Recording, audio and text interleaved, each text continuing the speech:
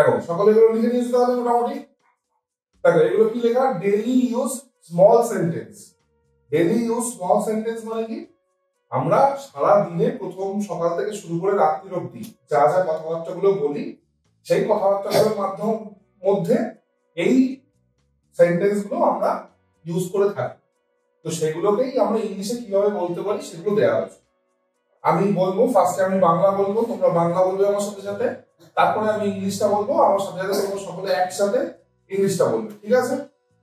সকলে দেখো, ফার্স্টে দেখো কি লেখা, কিছু তো বলো, সকলে একসাথে, কিছু তো বলো, কিছু তো বলো, সে সামথিং, সে সামথিং।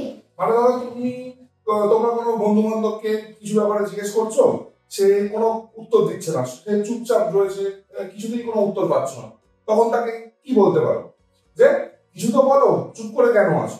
কি বলবো আমরা, সে সামথিং। কি বলবো, আচ্ছা একসাথে আলাদা আলাদা করে নয়। একদমই না, নট এট অল। ধরো বাড়িতে বা কোনো বন্ধু বান্ধব একটা আইডিয়া দিয়েছে, চল এখন এই কাজটা করি, কিন্তু এখন হয়তো তোমাদের অন্য প্ল্যান আছে, সেই কাজটা তোমরা এখন করতে পারবে না, তখন কি বললে, নট এট অল। একদমই না, নট এট অল। কি বলবে, আগে বাংলাটা বলো তারপর ইংলিশটা বলবে। একদমই না, নট এট অল।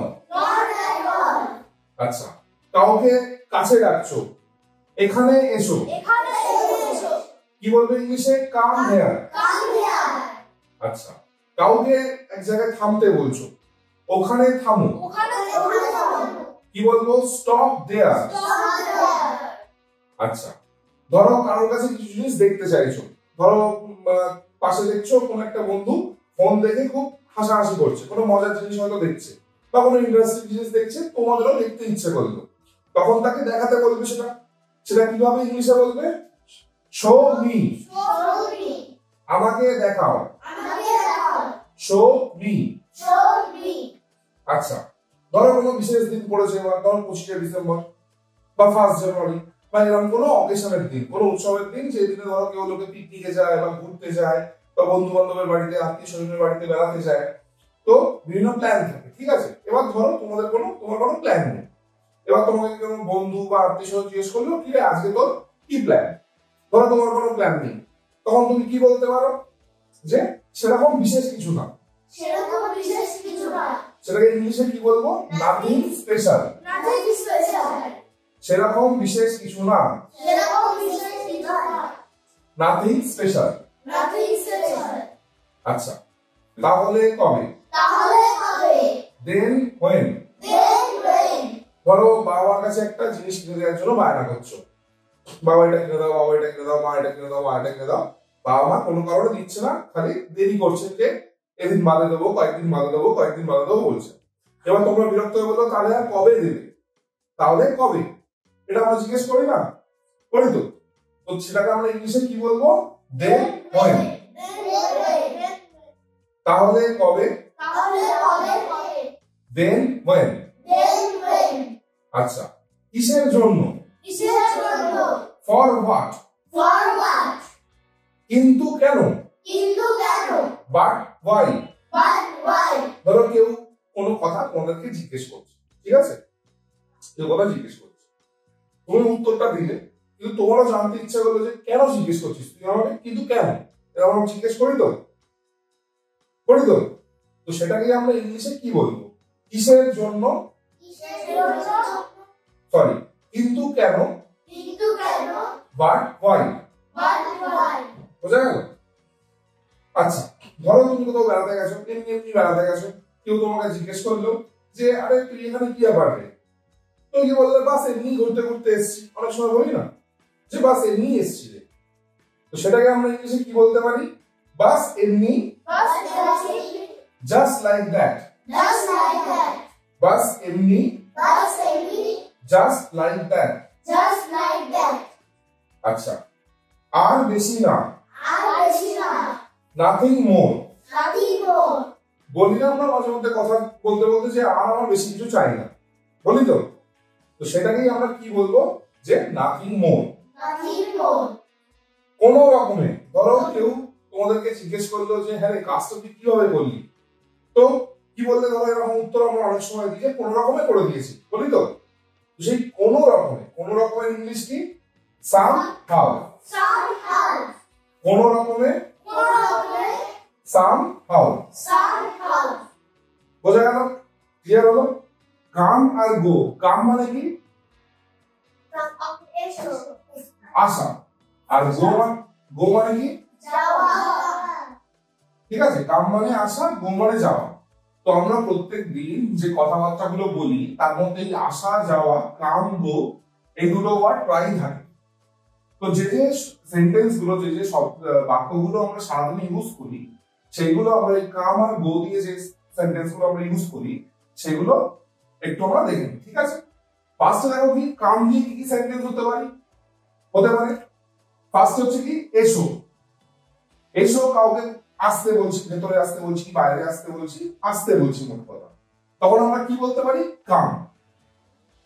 তো সকলে একসাথে আমার সাথে বলো, এসো কাম, এখানে এসো কাম হেয়ার, হেয়ার মানে এখানে, আর আসা ইংলিশ কাম হেয়ার। তাড়াতাড়ি এসো কাম ফাস্ট,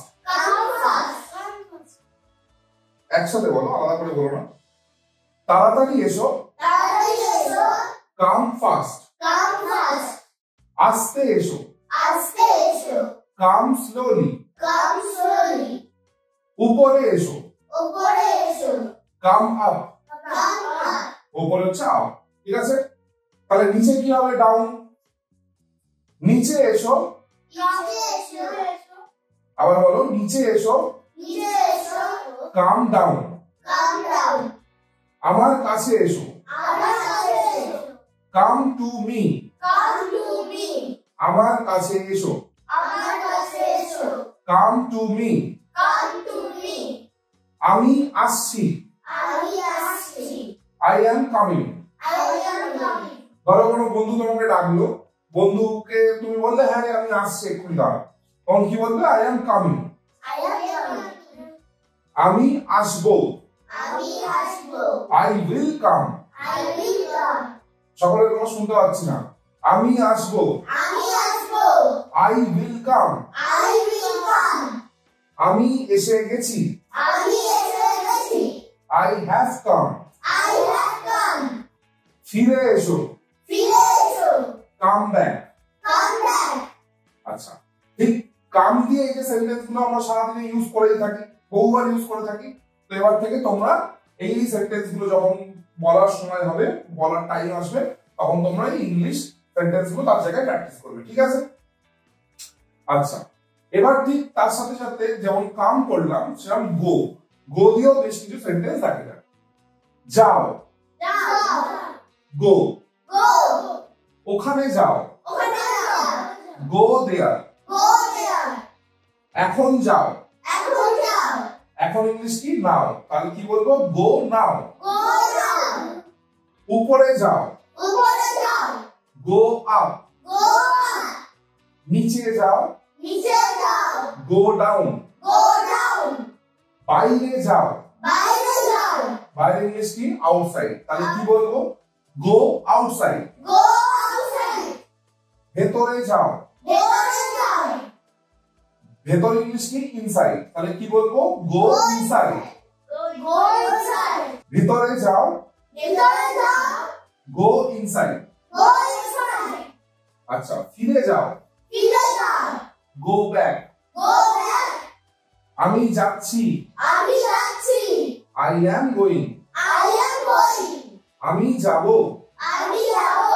আই উইল গো। জোরে যাও গো ফাস্ট। আস্তে আস্তে যাও গো স্লোলি। স্লোলি,